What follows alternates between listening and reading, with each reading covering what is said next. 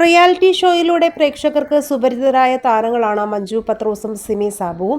ഇരുവരും ഒരുമിച്ച് പരിപാടിയിൽ പങ്കെടുത്തത് മുതലുള്ള സൗഹൃദം പിന്നീടും ജീവിതത്തിൽ പിന്തുടരുകയായിരുന്നു. ഏറ്റവും അടുത്ത സുഹൃത്തുക്കളായ ഇരുവരും ബ്ലാക്കീസ് എന്ന പേരിൽ യൂട്യൂബ് ചാനലും നടത്തിയിരുന്നു. കഴിഞ്ഞ കുറേ കാലമായി യൂട്യൂബിൽ വീഡിയോയുമില്ല.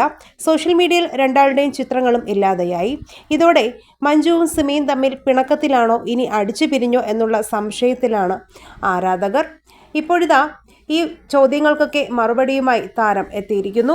നിരന്തരം ആളുകൾ ചോദിക്കുന്നത് കൊണ്ടാണ് അതിലൊരു വിശദീകരണം നൽകാമെന്ന് വിചാരിക്കുന്നത്. ഇനി ഞങ്ങളുടെ അടുത്തുനിന്ന് ഒരു വ്ളോഗ് ഉണ്ടാവാൻ സാധ്യത തീരെ കുറവാണെന്ന് പറഞ്ഞാണ് മഞ്ജു സംസാരിക്കുന്നത്.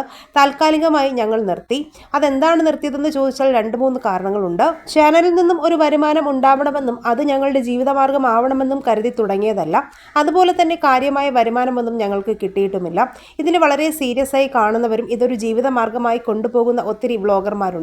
അവർക്കിടയിൽ ഞങ്ങൾക്ക് പിടിച്ചു നിൽക്കാൻ സാധിച്ചില്ല എന്നതാണ് സത്യം. ഞങ്ങൾ വായിൽ തോന്നിയതൊക്കെ വിളിച്ചു പറഞ്ഞുകൊണ്ട് നിൽക്കുന്നു എന്നല്ലാതെ ക്വാളിറ്റിയുള്ള യാതൊന്നും ചെയ്യാൻ സാധിച്ചിരുന്നില്ല. അതുപോലെ ഞങ്ങൾ രണ്ടുപേരും തിരക്കിലാണ്.